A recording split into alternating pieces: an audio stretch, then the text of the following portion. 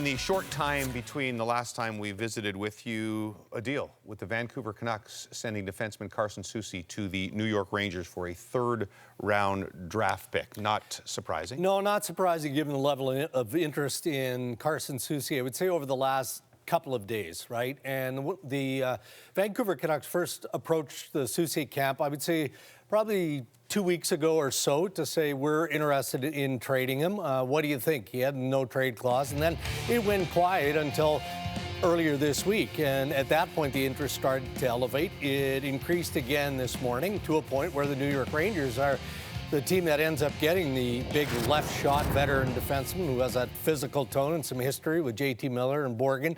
But there are other teams that are now continuing to look at a relatively thin defensive market. Winnipeg was in there, Toronto was in there, Edmonton was in there. So there were a number of teams that had interest in Carson Soucy. Of course, Brian Dumoulin traded earlier today, Dregs, and it kind of makes you wonder where some of those teams who haven't gotten their D yet, where are they going to go? Well, I'll bring up David Savard of the Montreal Canadiens, who, the Habs have told teams, we are happy to keep this guy, but there's a certain price point where we might listen.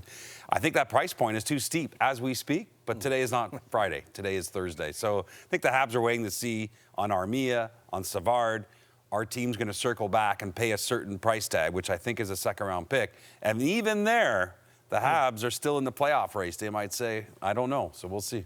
Well, and to put a bow on this one, how about the Rangers season? You rewind it back far enough that, they got rid of Jacob Trouba, they got rid of Ryan Lindgren.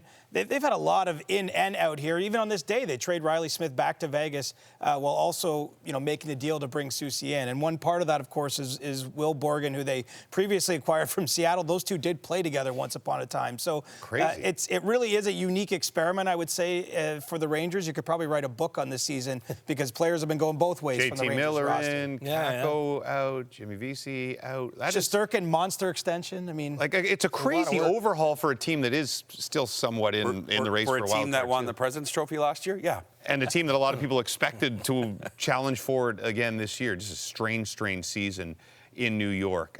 Washington and Winnipeg. You mentioned the Jets a little bit there off the Soucy trade, but here are the two best teams in the National Hockey League throughout the season. I'm not sure Washington thought they would be in this position right now, but what are they looking to add? Well, both teams are looking to add a forward. I would say that the need is a bit more defined for the Winnipeg Jets. They're looking at the two-hole. They've got Mark Scheifele as their number one center. So they're looking for an upgraded second-line center. Then you've got Adam Lowry as a third-line center. So that's why, as Pierre talked about, and we've been talking about for a long time, they would be in on Nelson with the New York Islanders. And they'd also like to add a defenseman. They thought they were pretty close, I believe, on Luke Schenn, who's now property of the Pittsburgh Penguins. Again, a relationship with Carson Soucy that didn't pan out. And I do believe Winnipeg is a team that's interested in Savard as well. Washington doesn't want to tinker too much. Right. They're in the forward market. They are. Top nine, sure, if that player is available at an affordable price. Could be just a depth piece. I want to follow up on the two biggest names that we were talking about earlier on in the show. I realize not everyone's watching every single second of SportsCenter at this moment, although you should be. So Rantanen, is there a situation here where obviously if they decide to trade him, the team that they trade him to can sign him, that the bounty would be more for Carolina, would it not? Wouldn't that be the ideal situation, that they find a team that's going to sign him long term? Yeah, so I think it's important to note that officially Carolina has not given permission to teams to negotiate directly, as part of a sign and trade with Mikko Rantanen. But like we saw last year with Noah Hanifin, who got traded at the deadline from Calgary to Vegas, he signed an extension, I think, a couple of weeks later.